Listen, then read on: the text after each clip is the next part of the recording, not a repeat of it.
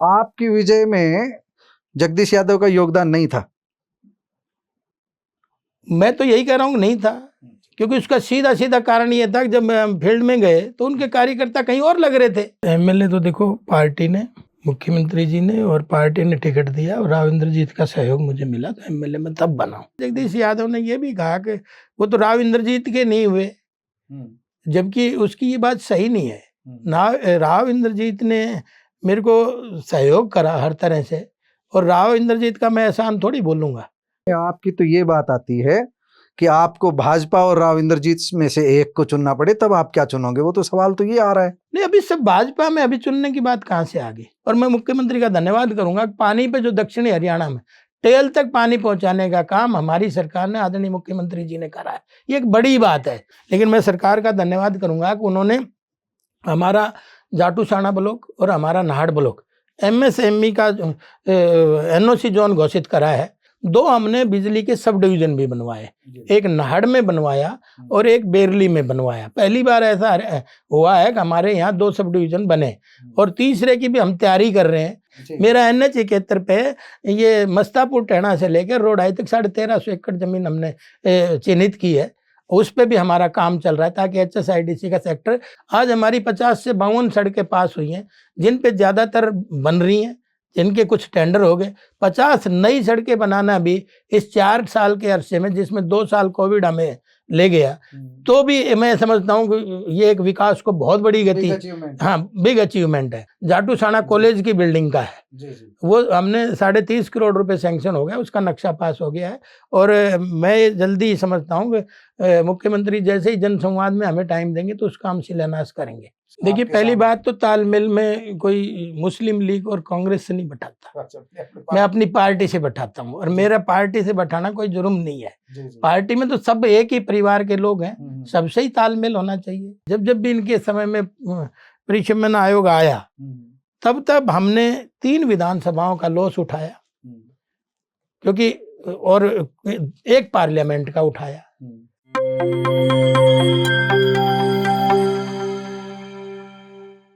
प्यारे दोस्तों, सादर अभिवादन। साक्षात्कार की कड़ी में आज हमारे साथ हैं कोसली से भाजपा के विधायक लक्ष्मण सिंह यादव। INLD से सफर शुरू हुआ, फिर भाजपा में एंट्री हुई, जिला प्रधान रहे भाजपा के, किसी तरह के परिचय के मोहताज नहीं है, और इस समय कोसली से विधायक हैं। इनसे आज विभिन्न विषयों पर चर्चा करते हैं, अतीत की, वर्तमान की और भविष्य की। विधायक जी, आपका हमारे स्टूडियो में अभिनंदन है, स्वागत है। आपका भी धन्यवाद और आपके दर्शकों का भी धन्यवाद। हम बात शुरू करते हैं। आप ग्रामीण पृष्ठभूमि से रहे हैं, छुआ से हैं आप, और कोई पारिवारिक पृष्ठभूमि राजनीतिक नहीं रही आपकी जो है। तो हम ये जानना चाह रहे हैं सबसे पहले आपसे कि राजनीति में आपकी रुचि कैसे हुई, किस तरह राजनीति में आपका प्रवेश हुआ, किस तरह पदार्पण हुआ? देखिए, राजनीतिक परिवार से नहीं हूँ, ये बात आपकी सच है। और मैंने उत्तर प्रदेश में कुछ लोगों के राजनीतिक संपर्क में आया, और उस संपर्क से धीरे धीरे राजनीतिक संस्कार कब पड़ गए ये तो परमात्मा ही जाने। उसके बाद पहला जो गांव में मुझे पंच बना दिया यूनानिमस, बिना वोट मांगे ही। और उसके बाद जब पहला जिला परिषद का चुनाव था 95 में, तो मेरी मिसेज सविता यादव जिला परिषद का पहला चुनाव लड़ी। तो तब से कंटिन्यू राजनीतिक क्षेत्र में है और सामाजिक क्षेत्र में है। उसके बाद 95 के बाद मैंने 2005 में भारतीय जनता पार्टी की टिकट से चुनाव लड़ा। सालावास विधानसभा होती थी, अब तो सालावास को हटा के, जाटूसाना को हटा के कोसली बना, परिसीमन बाद परिदृश्य बदल गया। के बाद इसको कोसली में कन्वर्ट कर दिया। तो उस समय मैं चुनाव लड़ा। उसके बाद पार्टी ने जब जब भी कहीं कहीं भी जिम्मेवारियां दी, वो पूरी ईमानदारी से, पूरी कर्मठता के साथ हमने उनको निभाने का काम किया। और आपको ताज्जुब होगा कि 14-15 स्टेटों में पार्टी ने जहाँ चुनावों के समय भेजा, संगठन की मजबूती के लिए भेजा, तो 15-16 स्टेटों में हम गए।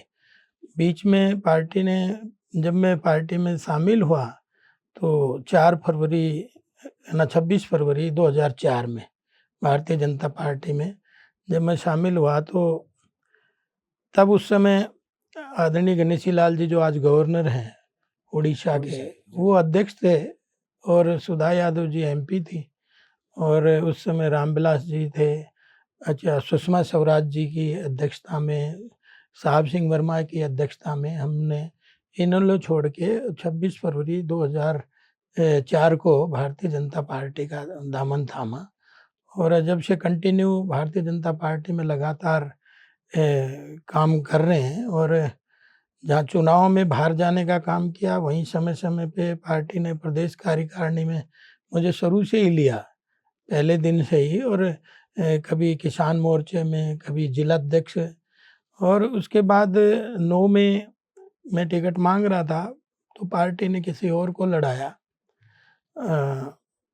राव, क्या नाम है उनका, अनिल राव को लड़ाया। अनिल राव को 14 में भी बात नहीं बनी, दूसरे को लड़ा दिया थी, तो उसमें भी विक्रम यादव को लड़ा दिया। 19 में फिर पार्टी ने मेरे पे भरोसा जताया और मैं 38,662 वोटों से जीत के 19 में आया, तो आज वर्तमान में आपके संज्ञान में है ही। एक वो कड़ी जोड़ना चाहेंगे, जब आईएनएलडी छोड़ करके भाजपा में जाने का फैसला किया, क्या उस समय आपके मन में जो उथल पुथल चल रही थी, जैसा मैंने सुना है कि किसी राष्ट्रीय दल की राजनीति करनी चाहिए क्षेत्रीय दल को छोड़ करके, क्या तब कभी ऐसा भी मन में आया था कि कांग्रेस में जा सकते हैं या भाजपा में जा सकते हैं, सीधा यही सोच लिया था कि मुझे भाजपा की राजनीति करनी है? देखिए, जो भारतीय संस्कार और संस्कृति के अनुसार मैं इनेलो में था, जिला अध्यक्ष रहा 6 साल लगभग, शायद युवा मोर्चा का। तब मेरे बाल भी बहुत थे सिर पे, जो आज उन परिस्थितियों से ढेर हो गए। और तो उस समय कोई भी राजनीति के क्षेत्रीय दलों से ही हमने शुरू करी और उससे पहचान भी बनी, समाज में भी बनी। लेकिन पार्टी छोड़ने के लिए चौटाला साहब ने हमें मजबूर किया, क्योंकि जब मैं पार्टी में रहते हुए मुकदमे दर्ज करना शुरू कर दिया अपने कार्यकर्ताओं पे, उस कड़ी में मैं भी था, तो थोड़ा सा मन खराब हुआ और फिर हमने भारतीय जनता पार्टी में जाने का फैसला किया। और आज 20 साल से हम भारतीय जनता पार्टी में ही एक कार्यकर्ता के रूप में काम कर रहे हैं। चलिए, अब विधायक के कामकाज पे बात करते हैं। आप कोसली संभाले अब तो कई साल हो गए, विधायक हैं, 4 साल ही होने को आ रही है पूरी की पूरी। आपको दोबारा कोसली की जनता क्यों चुने और भारतीय जनता पार्टी आपको दोबारा टिकट क्यों दे? वो ऐसे क्या मुख्य आधार हैं जिन्हें लक्ष्मण सिंह यादव मानते हैं कि ये मेरा दावा बनता है, ये मैंने काम किए हैं और इस तरह मेरी कोसली को मैंने आगे बढ़ाया? सबसे पहले तो पार्टी का मैं कार्यकर्ता हूँ। पार्टी ने जब जब भी निर्णय लिया, उन सब समय समय पर उन सब चीज़ों का ईमानदारी से पालना करी, और उसी ब्याह पे आज भी मैं यही सोचता हूँ, जो पार्टी आदेश देगी भविष्य की राजनीति उसी हिसाब से करेंगे। और जो आपने पूछा कि जनता क्यों चुने, पहले फैसला तो पार्टी ने ही लेना है, एक मुझे ग्राउंड में उतारेगी, तब उसके बाद जो मेरे एक लंबी लिस्ट है जो मैंने इस 4 साल के अरसे में क्षेत्र में जो काम किए हैं, और वो काम किए हैं जो एक आधार, मूलभूत ढांचा मजबूत किस तरह से हो, मजबूत किस तरह से हो, और वो आगे चल के भविष्य में कोसली के क्षेत्र के लोगों को क्या उसका फायदा भविष्य में होने वाला है, उन सब चीज़ों पे हमने वर्क किया है। जैसे उदाहरण के तौर पे आप ले लीजिए कि हमने आज 150 करोड़ के आसपास नहरों में इन्वेस्टमेंट करा है, नहरों को चौड़ा और गहरा कराया है, और उनके ऊपर पुलों का निर्माण करा है, नए पुल भी नहरों पे हमने बनवाए हैं। और ये 150 करोड़ तो आप पूरे दक्षिण हरियाणा की बोल रहे हैं? मैं दक्षिणी हरियाणा का नहीं बोल रहा, मैं अपनी विधानसभा का बोल रहा हूँ। आपकी विधानसभा में 150 कोसली विधानसभा की बात कर रहा हूँ, जिसमें हमारी ओलांट डिस्ट्रीब्यूटरी हमने कराई, रामपुरी डिस्ट्रीब्यूटरी हमने कराई, दीवाना डिस्ट्रीब्यूटरी हमने कराई, धनिया डिस्ट्रीब्यूटरी हमने कराई, जकाला डिस्ट्रीब्यूटरी हमने कराई, मुंदड़ा डिस्ट्रीब्यूटरी हमने कराई, आपके ये खेड़ी नांगल डिस्ट्रीब्यूटरी हमने कराई। तो और भी जैसे अब हमारी बुरथड़ा डिस्ट्रीब्यूटरी हमारा काम चल रहा है, तो सारी जखाड़ा डिस्ट्रीब्यूटरी हमने ये जो डिस्ट्रीब्यूटरी कराई इनमें अंतिम टेल तक पानी पहुंच रहा है। जी जी, लुहारी भी हमने कराई। लुहारी हमारी मजबूरी थी कराने की, क्योंकि इसका पीछे का ये है कि हमारे 16 गांव डूबे के हैं। बारिश में जब आती हैं तो ये हमारा रतनथल है, बास है, सुरखपुर है, सुम्मा है, कतोपरी है, पैरादवास है, आपका पालावास है, आपका ये चांदनवास खेड़ा है, और आसिया की तक का ये पानी जो है ये खेतों में खड़ा हो जाता है। पिछले आपने देखा 2 साल पहले रतनथल में पानी खड़ा था, मैं इतने पानी में उस समय गया, वाकई में ये दिक्कत है। लेकिन आज हमने वहाँ सब में लिफ्टिंग सिस्टम लगाया, परमानेंट मोटर लगाई, परमानेंट एक बहुत बड़ा टैंक बनाया जिससे पानी, और परमानेंट ही हमने पाइप लाइन दाबे ताकि खेतों का पानी वो टैंक में जाए और टैंक से हमारे नहरों में हम उसको लिफ्ट करें, और नहर से हम लुहारी माइनर में लिफ्ट करके और वहाँ से 10-12 किलोमीटर पर साबी है उस पार्ट में हम उस पानी को छोड़ेंगे। तो आज वो समस्या हमारी दूर हो रही है। लगभग उन पे कंप्लीशन पे ही काम चल रहा है, कुछ रुका है वो चल भी रहा है, क्योंकि आपको पता है कि इसमें समय लगता है। इसी तरह से जब मैं पहली बार गया तो मैंने आदरणीय मुख्यमंत्री जी से कहा कि SYL अभी समय लगेगा, तो तब तक हमारा जो हिस्से का पानी है वो हमें मिल जाए। तो आपको ताज्जुब होगा, 310 क्यूसिक पानी हमारी जेएलएन में आता था। 310 क्यूसिक पानी जब जेएलएन में आता था तो उसका 110 क्यूसिक पानी पटौदी में चला जाता था। हमारे यहाँ 200 ही क्यूसिक पानी आ रहा था। और मेरे हलके में दोनों ही काम करती हैं, महेंद्रगढ़ कैनाल भी करती है जिसमें 450 क्यूसिक पानी आता था, आज 1050 क्यूसिक पानी है। और ये जो 310 क्यूसिक है वहाँ 650 क्यूसिक पानी हमने बढ़ाया, क्योंकि दक्षिणी हरियाणा की सबसे बड़ी डिमांड है तो वो पानी की है। सारे एरिया में कलर और खारी पानी की वजह से, और गहरा पानी है जहाँ मीठा है, तो इसलिए सबसे पहले मजबूती से। और शुरू में जाके मैंने कहा जी पानी बढ़ाओ, तो उन्होंने कहा पानी कैसे बढ़ सकता है जब नहरें चौड़ी नहीं है, नहरें गहरी नहीं है, आप कटोरे का की पानी की क्षमता है, तो आप थाली का प्रांत का पानी कैसे। तो हमने उसको प्रांत के रूप में उस नहर को लिया और उसको बड़ा और चौड़ा कराने का आज काम किया है। तो इसलिए 150 करोड़ के आसपास हमारी जो है नहरों पे हमने मेरे हलके में कोसली में काम कराया। दूसरा, अगर मैं आपसे बात करूं, हर घर में नल और नल में जल, क्योंकि पानी की जैसे व्यवस्था आप देखेंगे मेरे हलके में कोई मटका उठा के इधर उधर पानी के लिए नहीं जाता। आज मेरे 138 के 38 गांव, आज हर गांव में। आप बदलाव की बताओ, ये आपके आने के बाद हुआ है? जी हाँ, ये 19 के बाद हुआ है। और 19 के बाद हमने 150 करोड़ रुपए, 160 करोड़ रुपए के काम हमने जल घर बनवाए हैं, अनेक जल घर बनवाए हैं, हर गलियों में पाइपलाइन डाली हैं, और पाइपलाइन के साथ साथ पानी घरों तक पहुंचाने का काम किया है। ऐसे अनेक मैंने उद्घाटन करे हैं जो पानी का जो भी, जैसे मान लीजिए एक हमने झाल में किया है, एक हमने मेरे गांव में छुआ में किया है, एक इसी तरह से नांगल पठानी में किया है, एक नैन सुखपुरा में किया है, एक आपका गुरावड़ा में किया है, एक आपका कवाड़ी में किया है, एक आपका नांगल में किया है, एक आपका लाला में किया है, और एक आपका क्या नाम है करावरा माणकपुर के साथ साथ पठानी में किया है। तो ऐसे अनेक हमने जल घर बनाए हैं, जो जल घर कई 3.5 करोड़ रुपए। मतलब ये कि रूट लेवल पे काम किया जाए। हाँ, मतलब पानी की जरूरी जो डिमांड थी मुख्य रूप से उसको पहले पूरा किया जाए, और उसके साथ साथ आपको, और उसके पास आपको और ताजुब होगा, अब मेरा जो ये ढेणा ब्लॉक है इसमें 600-700 फीट गहरा पानी चला गया। तो हमने कृष्णावती नदी को छटवाया, कृष्णावती का कहाँ पार्ट है, हमने नक्शा मंगवाया, और नक्शा मंगवा के उसको छटवाने का हमने काम किया। आज वहाँ लबालब पानी उसको छाट के, ताकि जमीन का जल स्तर नीचे ना जाए, आज उससे लगातार मेंटेन हो रहा है। इसी तरह से हमने अरावली के साथ चेक डैम का भी प्रोविजन हमने बजट में रखवाया पिछले दिनों। अगर जब तक, क्योंकि अब पानी जब उतरता है तो भी फसलों का नुकसान करता है अरावली से जब बारिश के दौरान, और उसका बाद में यूटिलाइज उस पानी का हो तो दोनों तरफ से फायदा था, उसका भी प्रोविजन आदरणीय मुख्यमंत्री जी ने करा। और ये महकमा उसका कुछ स्वीकृति हुई है थोड़ी बहुत ना, मैं बता रहा हूँ, उसमें हमने बजट प्रोविजन कर दिया है। पिछले दिनों जब 18 परियोजनाओं का मुख्यमंत्री जी ने काम किया था, तो मैंने स्थानीय जो अपने अधिकारी उनकी एक मीटिंग ली थी। मैंने कहा भाई चेक डैम पे भी काम करो, सर्वे करो। पिछले दिनों आप लोगों ने भी दिखाया था कि ये झरना इतना सुंदर बह रहा है, तो पानी जब इतना है और हम उसको मिसयूज कर जाएं तो हम उसका भी लाभ उठा रहे हैं। उसमें हमने बजट का प्रोविजन, और मैं मुख्यमंत्री का धन्यवाद करूंगा, पानी पे जो दक्षिणी हरियाणा में टेल तक पानी पहुंचाने का काम हमारी सरकार ने, आदरणीय मुख्यमंत्री जी ने करा है। ये एक बड़ी बात है, क्योंकि पीछे से पानी बचे तभी यहाँ तक पहुंचेगा। और पीछे से बचाने का काम हमने वहाँ धान की फसलों पे 7,000 की सब्सिडी देने का काम किया, ताकि धान में 24 घंटे पानी खड़ा रखना पड़ता है, तो पानी बचे तो यहाँ तक पहुँचे। और पीछे से भी हमने पानी की मात्रा और पीछे से भी नहरों का निर्माण कराते हुए, तो मैं तो इसके लिए मुख्यमंत्री का धन्यवाद इसलिए करता हूँ कि दक्षिणी हरियाणा पानी की जो थी वो आज लगातार पानी बढ़ रहा है, लगातार पानी चल रहा है।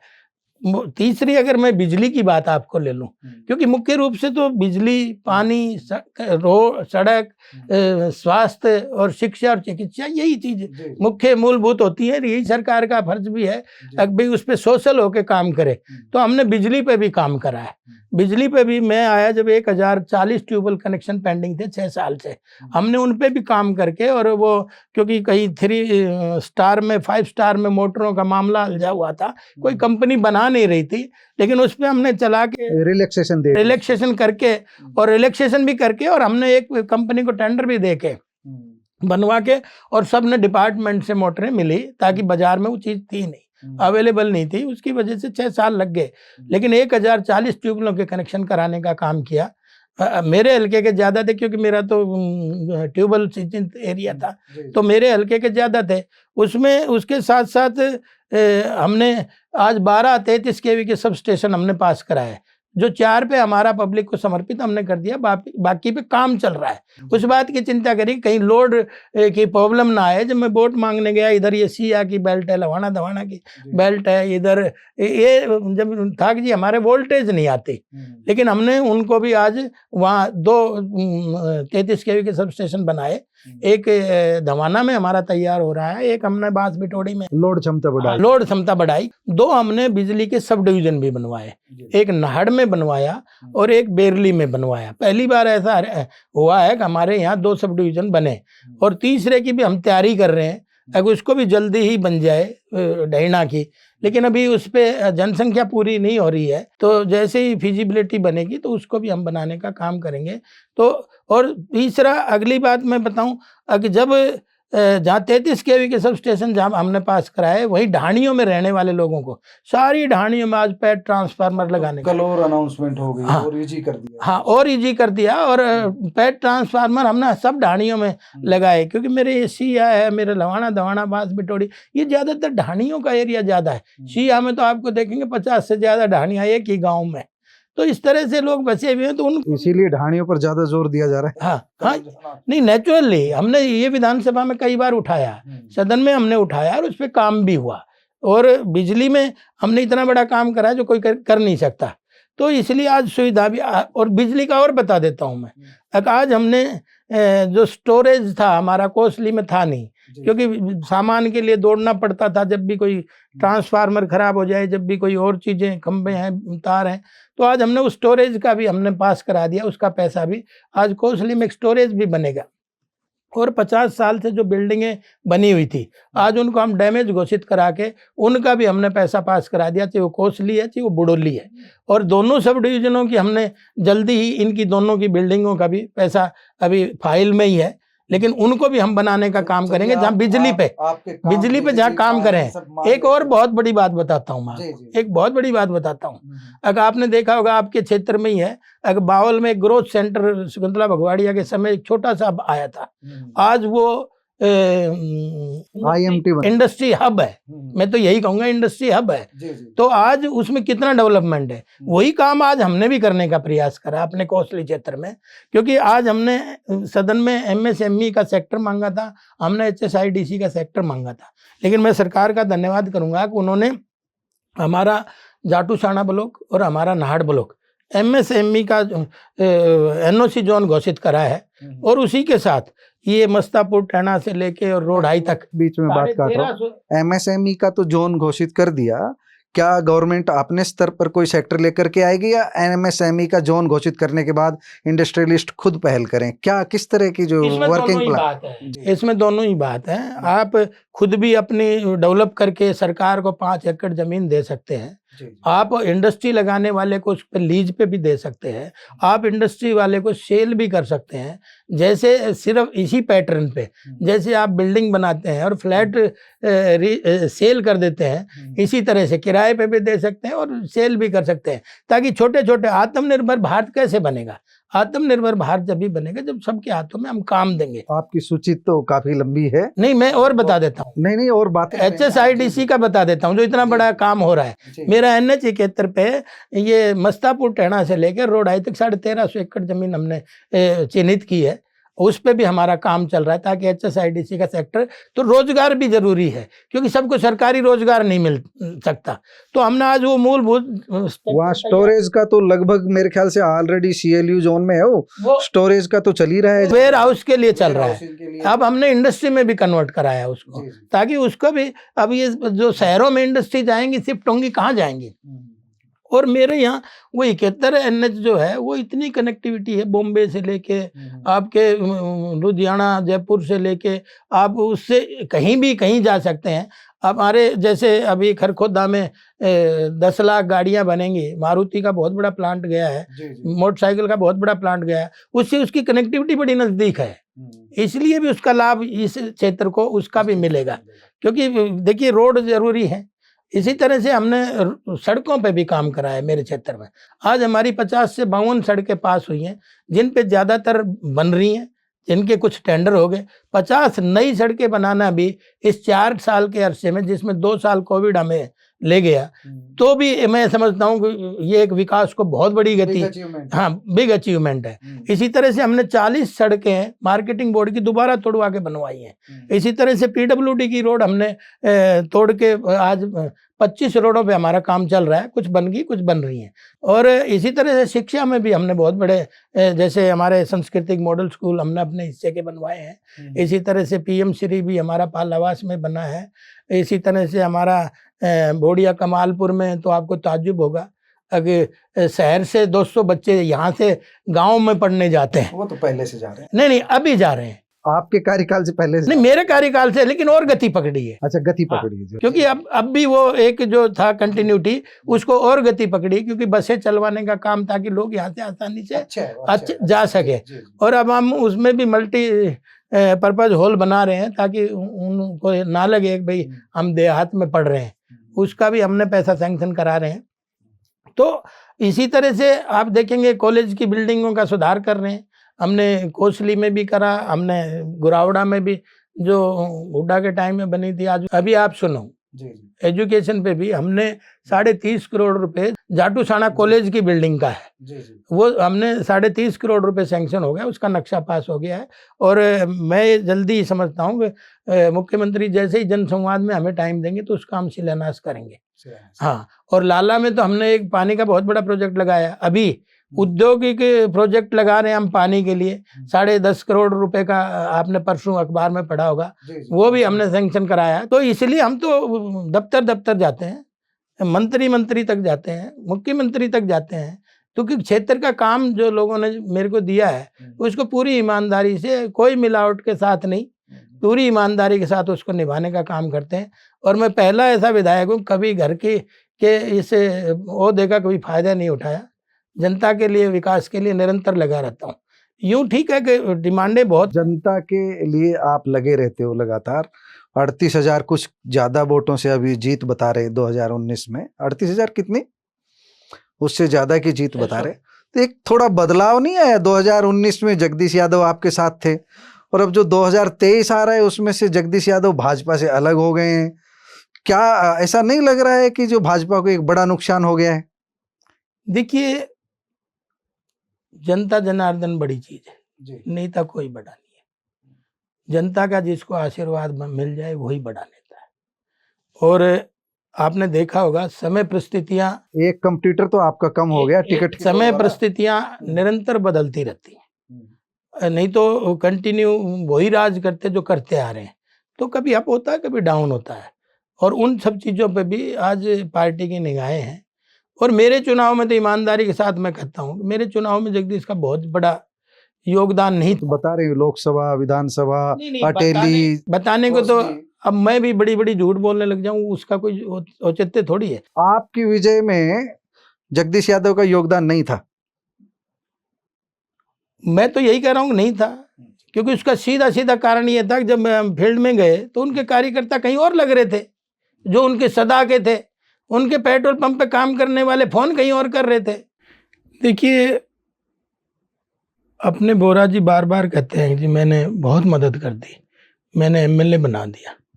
एमएलए तो देखो पार्टी ने, मुख्यमंत्री जी ने और पार्टी ने टिकट दिया और राव इंद्रजीत का सहयोग मुझे मिला तो एमएलए में तब बना हूँ। मैं इसलिए ये बात कहना चाह रहा हूँ कि आप देखेंगे कि 2014 में पार्लियामेंट का चुनाव लड़े थे हमारे ओम प्रकाश धनखड़ जी, जो आज हमारे अध्यक्ष हैं, तो उनको 42,000 से कोसली ने जिताया। उसके बाद हमारा 19 का पार्लियामेंट का चुनाव हुआ, उसमें हमने 75,000 से अरविंद शर्मा जी को, डॉक्टर साहब को जिताया। और जब मैं चुनाव लड़ता हूँ उसके 4-5 महीने बाद ही तो मैं 38,600 वोटों से जीतता हूँ। तो मैं उनको यही कहना चाह रहा हूँ कि आप नहीं थे जब भी हम 42,000 से जीतते थे, और आप आने के बाद मैं 38,000 से जीतता हूँ, ये अंतर समझ लेना चाहिए। आपकी वोटें कहाँ हैं? वोट कहाँ गई? जो जिनका रिकॉर्ड था, तो चुनाव में बहुत सारी चीजें थी, फोटोओं के रिकॉर्ड थे। अब इतनी ज्यादा क्यों खुलवाने का प्रयास कर रहे हैं? ना, मैं नहीं खुलवा जो लड़ता है, रहा। मैं तो जान रहा हूँ कोसली के विधायक को कितना नुकसान हुआ, आप बता। नहीं, नुकसान फायदा देखिए, जनता का मन होता है। जी जी। किसी जब जनता मन बना लेती है तो किसी उसमें नहीं फर्क पड़ता, लेकिन जनता ने मन बना लिया था। ऐसा तो माना जा रहा था कि 2019 में जगदीश यादव भी भाजपा की टिकट के गंभीर दावेदार हैं। अभी आपका एक जो दावेदार कम हो गए, अभी बहुत सारे दावेदार हैं आपके सामने, कई दुविधा रहती है। उधर अरविंद शर्मा है, उनके साथ भी आप तालमेल बिठाते हो, इधर राव इंद्रजीत है, उनके साथ भी तालमेल बिठाते हो, रोहतक रैली में भी कार्यकर्ता भेज देते हो, गुड़गांव रैली में भी कार्यकर्ता भेज देते हो, तालमेल बिठा के चल रहे हो। मैं ये जानना चाह रहा हूँ, इस तालमेल के बीच टिकट के जो कंपटीटर हैं कोसली में बहुत ज़्यादा हैं। देखिए, पहली बात तो तालमेल में कोई मुस्लिम लीग और कांग्रेस से नहीं बैठाता, मैं अपनी पार्टी से बैठाता हूँ, और मेरा पार्टी से बैठाना कोई जुर्म नहीं है। पार्टी में तो सब एक ही परिवार के लोग हैं, सबसे ही तालमेल होना चाहिए। 40 साल हमको हो गया एसवाईएल को सुनते हुए। यहाँ धान पैदा होगा, यहाँ गन्ना पैदा होगा, यहाँ के किसान वो खेती करेंगे। आज तक तो हमको जो पानी के हिस्से की बात करें, आपने बताई ये बातें, ड्रिंकिंग वाटर आईएस एक्ट, लेकिन एग्रीकल्चर की जब हम बात करें तो यहाँ गुड़गांव का 2000 हेक्टेयर मिलेगा, रेवाड़ी का 2000 हेक्टेयर मिलेगा, नहरी पानी से सिंचित क्षेत्र की बात कर रहा हूँ मैं। महेंद्रगढ़ का ऐसा ही मिलेगा। फतेहाबाद में जाएंगे, हिसार में जाएंगे, सिरसा में जाएंगे तो वहाँ कहीं 2 लाख हेक्टेयर मिलेगा, कहीं 1.5 लाख हेक्टेयर मिलेगा। ये भेदभाव, अभी उपलब्ध पानी तो 1.8 मिलियन एकड़ फीट पानी में से तो न्यायोचित बंटवारा किया जा सकता था बिना एसवाईएल के आए। उस बारे में आप क्या सोचते हैं, वो क्यों नहीं हो पा रहा? देखिए, सब छोटे मोटे राजनीतिक कारण तो होते ही हैं, और हमारी सरकार से पहले क्षेत्रवाद, भाई भतीजावाद बड़ा हावी था। यही एक सरकार ऐसी है कि जो सब को समान दृष्टि से देखने का, जहां अगर हमने पानी भी लिया तो वहाँ हमने उनको सब्सिडी के रूप में मुआवजा भी दिया। एक व्यवस्था को सेट करने का काम आदरणीय मुख्यमंत्री जी ने करा है। तो मैं ये समझता हूँ कि ये जरूर इससे पहले बंदरबाट हुई है, उसी का नतीजा है कि जो आपके आंकड़े दक्षिणी हरियाणा के लिए सेट नहीं बैठ रहे। और दक्षिणी हरियाणा क्या, मैं तो अहिरवाल की बात करूं, अहिरवाल में हांसी बुटाना भी हमारे लिए तो फायदा नहीं हुआ। ये जो रोज शोर मचा रहे हैं, अगर हांसी बुटाना का भी मेरे अहिरवाल को तो फायदा नहीं है। अगर बन भी, वो तो पंक्चर ही नहीं हुआ। नहीं, पंचर भी हो जाए, फायदा तो हो जाएगा उसका। उससे कोई फायदा नहीं होगा। क्या फायदा होगा? आप वो हांसी तक आके खत्म हो जाती है, उसका कैसे फायदा हो जाएगा? अभी हमारा आज देखेंगे नांगल चौधरी तक पानी है।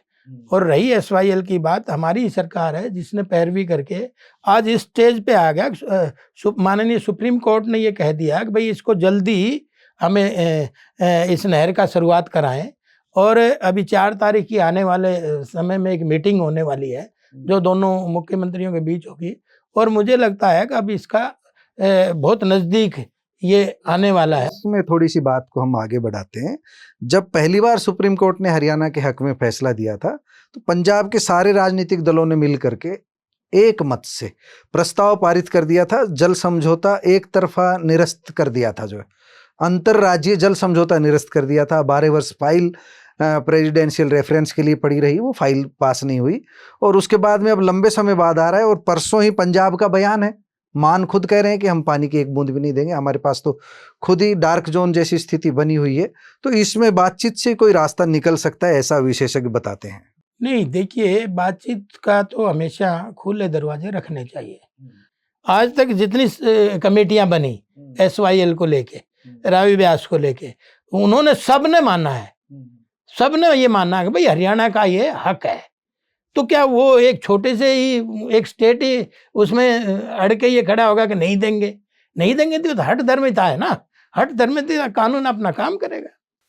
लक्ष्मण जी, भारतीय जनता पार्टी जब 2014 में अकेले दम पर सत्ता में आई, 47 सीटें जब आई, उस समय ये माना गया कि जो दूसरे दलों से आए, राव इंद्रजीत देख लीजिए, चौधरी वीरेंद्र देख लीजिए, धर्मवीर जी देख लीजिए, रमेश कौशिक देख लीजिए, ये जब लोग आए तो भाजपा की ताकत बढ़ी और भाजपा को अकेले दम पर सत्ता मिली। ये आम धारणा है कि अभी तक भी वो जो नेता हैं, उनके कार्यकर्ता हैं, वो भाजपा के जो कैडर बेस्ड जो कार्यकर्ता है उनके साथ घी खिचड़ी नहीं हो पाए। उसमें कई बार टकराव होता है। चौधरी वीरेंद्र सिंह अपनी अलग रैली करते हैं, राव इंद्रजीत के मुंह से भी कभी कभी पीड़ा उनकी निकल जाती है, हक नहीं मिल पाया। उनकी डिफेंस यूनिवर्सिटी में आज भी एक भी ईंट नहीं लग पा रही है, एम्स में भी 9 साल बाद अभी एक भी ईंट नहीं लगी है। आपको नहीं लगता ये भेदभाव जो है उन नेताओं के साथ हो रहा है जो दूसरे दलों से आए थे? क्या कहना चाहेंगे आप? नहीं, ऐसा कुछ नहीं है, सब परिवार के मेंबर हैं और परिवार जब बढ़ता है तो कुछ समस्याएं आती हैं, घटता है तो भी आती हैं। तो ये तो एक बैलेंस बन के चलने का है राजनीति में। तो सभी लोग आए हैं, सभी का सम्मान है, लेकिन कुछ लोग बहुत तेजी से दौड़ना चाहते हैं, जो उस उधर का माहौल जब देख के आए हैं तो वो उनको ज़रा देर लगती है। और एक जैसे जगदीश यादव का उदाहरण दिया, तो उन्होंने जब इस तरह की, देखिए, हम कोई MLA बन गए तो ये थोड़ी काम नहीं कर रहे, हमें टिकट मिलेगी जब भी हम काम करेंगे, ये तो ठीक नहीं है। एक उन्होंने और लाछन लगाया कि भाई काम नहीं हुआ, अरविंद शर्मा और लक्ष्मण यादव कोई काम नहीं कर पाए, ये जगदीश यादव का। जगदीश यादव ने ये भी कहा, जगदीश यादव ने ये भी कहा कि वो तो राव इंद्रजीत के नहीं हुए, जबकि उसकी ये बात सही नहीं है ना। राव इंद्रजीत ने मेरे को सहयोग करा हर तरह से, और राव इंद्रजीत का मैं एहसान थोड़ी बोलूंगा। अब उन्होंने, आपकी तो ये बात आती है कि आपको भाजपा और राव इंद्रजीत में से एक को चुनना पड़े, तब आप क्या चुनोगे? वो तो सवाल तो ये आ रहा है। नहीं, अभी सब भाजपा में, अभी चुनने की बात कहाँ से आ गई? कभी ऐसी नौबत आए? जब समय, देखिए, हम भाजपा के ही थे, राव इंद्रजीत जी तो बाद में आए, 14 में आए, मैं तो 4 में आया, 10 साल पहले। तो हम भाजपा के थे, ये सवाल ही पैदा नहीं होते। आप क्यों, पता नहीं क्यों पैदा करना चाहिए। नहीं, मैं नहीं पैदा कर, लेकिन ये लोग जो पैदा कर रहे हैं, मैं इस मंच से वो पूछ रहा हूँ जो लोग पैदा कर रहे हैं। आपको मैं बीच में, आपको रेवाड़ी से चुनाव महेश वैद नहीं लड़वा रहा है। लोग रोजाना जिक्र करते हैं, तो मेरा तो दायित्व है कि मैं आपसे पूछूं, आप स्पष्ट बताएं कि उसका क्या मामला है, क्यों आपको लोग रेवाड़ी से चुनाव लड़ता हुआ देखना चाह रहे हैं? आपके शुभचिंतक हैं, दुश्मन हैं, आप बताओगे? शुभचिंतकों को धन्यवाद करूंगा। और जो आप कह रहे हो कि भाई रेवाड़ी से, तो मेरा कतई नहीं है, मैं कोसली से ही लड़ूंगा। कोसली से ही मुझे आशीर्वाद पार्टी देगी, तो मैं 200% कोसली से ही लड़ूंगा। और क्योंकि कोसली की जनता ने जो मुझे प्यार दिया, मैं उसको भुला नहीं सकता। आप तो एक बात का भी बता दीजिए, बहुत लोगों में जिज्ञासा है, 2019 में जब टिकट वितरण हुआ था, अंतिम समय तक लक्ष्मण यादव का नाम नहीं था, लास्ट में एंट्री हुई। पहले और नाम चल रहे थे, रवि यादव, दूसरे आरती राव को लेकर के भी बातें चल रही थी, अब भी चलती रहती है। इस सब के बीच खुद को कहाँ खड़ा पाते हैं 2023 की टिकट की दौड़ में?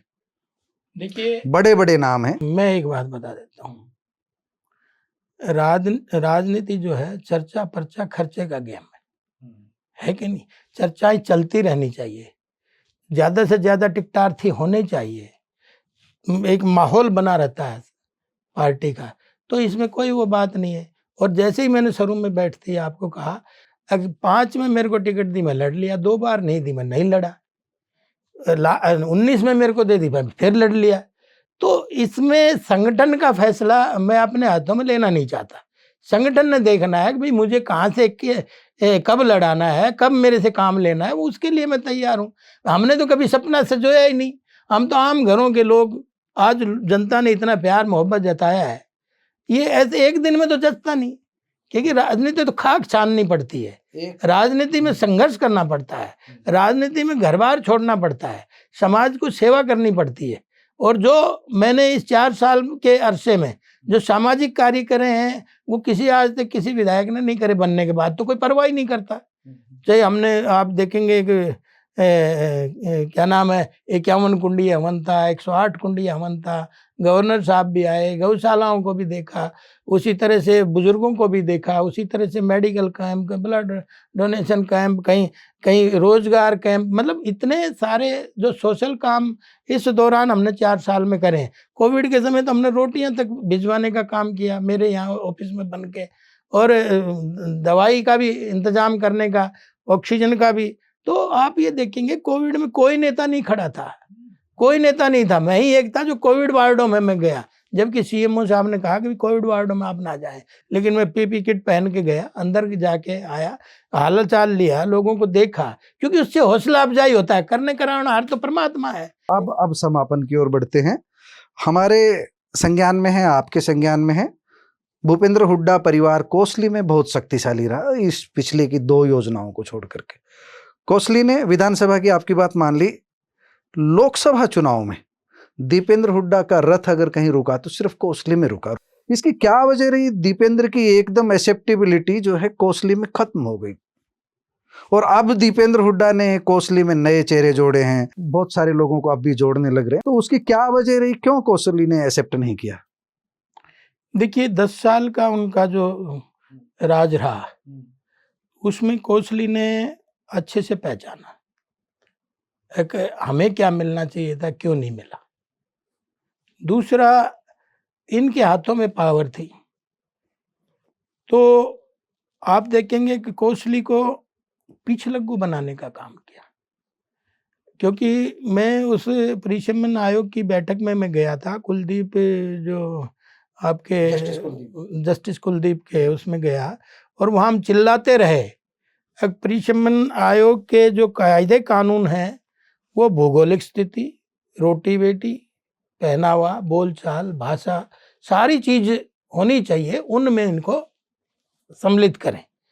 अब रोहतक, देखिए अब तो हमारी पार्लियामेंट है, लेकिन ये तो आपको समझना ही पड़ेगा कि अगर हमें रोहतक की बजाय महेंद्रगढ़ में मिलाते तो हमारी 2 पार्लियामेंट इस दक्षिणी हरियाणा की होती, क्योंकि हम 5 हमारी सीटें, और 3 जब भी बंसीलाल रहा, जब भी चौटाला रहा, जब भी इनके समय में परिशमन आयोग आया, तब हमने 3 विधानसभाओं का लॉस उठाया, क्योंकि और 1 पार्लियामेंट का उठाया। जनप्रतिनिधि हमने नहीं, हमने तो वहीं से कोई खड़ा होगा उसी के पीछे लगना है। कोसली को नेतृत्व कहाँ मिला? नहीं, अब तो आप कहीं से भी ला करके लड़ा देते हो, उसको जिता लिया, अरविंद शर्मा को जिता लिया आपने। नहीं, वो ठीक है, वो कोसली का दर्द था, वो बयां भी कर रहे हैं, ऐसा नहीं है।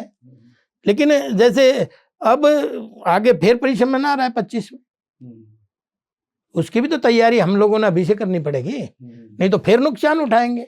तो वो भी बहुत सारे कारण थे, और बहुत सारे कारण आपको भी पता है, आप बताना नहीं चाहते। और उसके ज़माने में जितनी बिल्डिंगें बनी, आज हमने सब रिपेयर करानी पड़ रही हैं। अब पुल का देखा आपने, 13.5 करोड़ रुपए लगा के आज हम पुल को डिसमेंटल करा के दोबारा पुनर्निर्माण कराने का काम कर रहे हैं।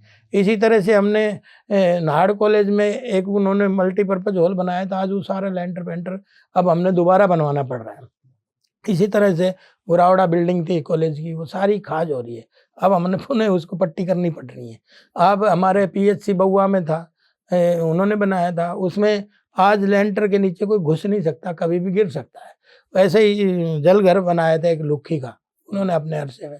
मैं उस जल घर की पोजीशन देखने चला गया, तो मैं बाउंड्री वाल पे खड़ा हुआ, वो हिल रही, तो उन्होंने सबने कहा जी आप नीचे उतरो, ये तो कभी भी गिर सकती है। तो कहने का मतलब, और फिर आपने देखा उस समय कितने लोग घूम रहे थे, कितने लोग घूम रहे थे सफेद जूतियों वाले मेरे हल्के में।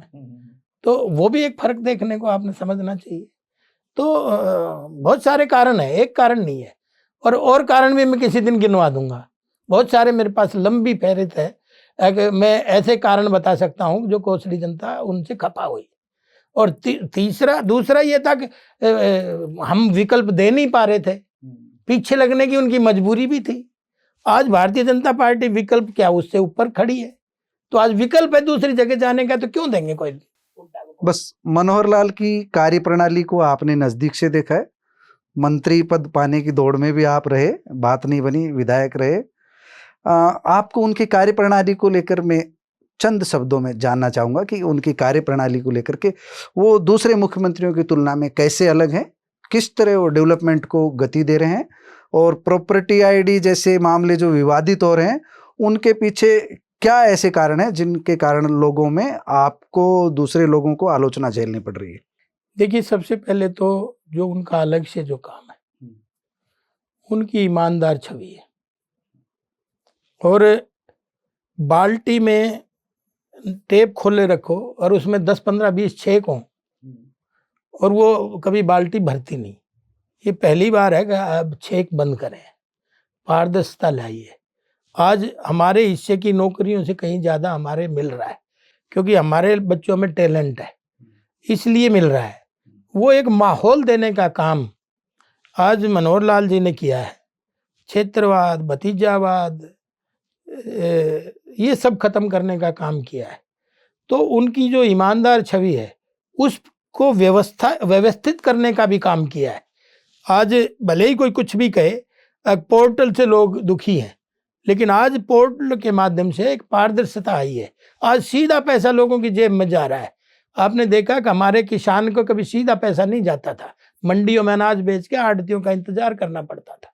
आज 4 साल से हम लगातार बाजरा खरीद रहे हैं, और बाजरे की कीमत कितनी है इससे पहले किसी सरकार ने नहीं खरीदा। और दक्षिणी हरियाणा तक बाजरे की बेल्ट है, डायरेक्ट इनको फायदा हुआ है। और जहाँ कम रेट मिला तो हमने भावांतर देने का प्रयास करा, और आज हमने आड़तियों को नहीं दिया ताकि ये सब चीज़ें रुके। अब भाई कह देते थे जी कि आपने तो आड़तियों को दे दिया जी, उनका माल बिकता है। आज किसान का माल बिकता है, किसान के खाते में पैसा जाता है, और किसान के हर 2-3 महीने 2.5 महीने में एक किस्त आई सी मिलती है, चाहे वो भावांतर की आए, चाहे वो प्रधानमंत्री सहयोग निधि की आए, चाहे वो सब्सिडीज की आए, चाहे आपके फसल ना ये जो खराबे की आए। तो 1-2-2.5 महीने में किस्त सी मिलती है सीधे उनके खातों में, उनको भी पता नहीं चलता। तो एक ये व्यवस्थाएं जो बनाने का काम किया है, ये मनोहर लाल काबिल तारीफ है। चलिए, आपका बहुत बहुत धन्यवाद विधायक जी।